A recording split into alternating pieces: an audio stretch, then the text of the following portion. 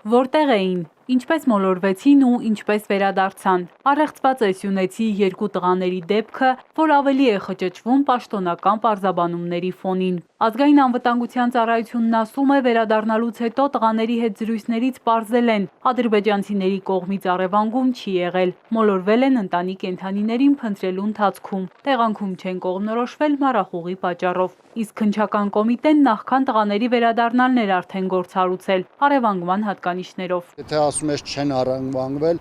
առնվազն հասկանալի չէ, թե այդ մարդիկ ի վերջո հատել են սահմանը, չեն հատել,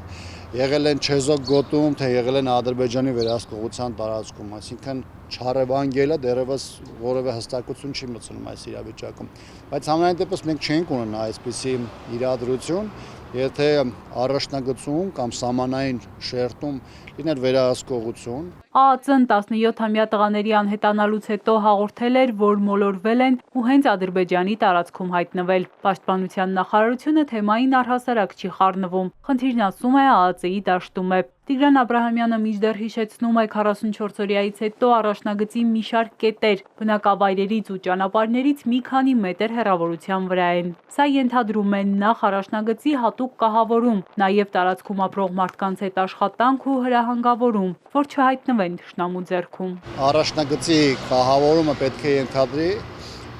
որ դրանից որոշակի հեռավորության վրա որևէ քաղաքացիական անձ կամ անձ, որը առնչություն չունի մարտական հերթապահությանը, պարզապես չպետք է գտնվի այդ հատվածում, որ նույնիսկ այդ իրավիճակում էլ խնդիր ստեղծի մոլորության, առավել ևս Ադրբեջանի կողմից թիրախավորվելու կամ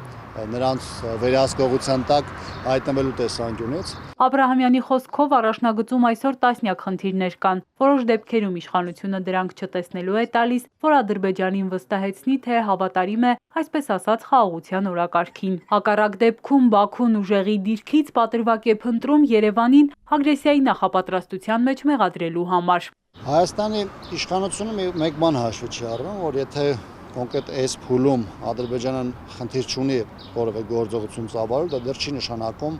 որ դու քո առաջնագիծը չպետք է նախապատրաստես հնարավոր բոլոր ագրեսիվ գործողություններին, որտեղ որևէ մեկը չի կարող բացառել, եւ որևէ մեկը չգիտի, սրանից 1 ամիս կամ 3 ամիս հետո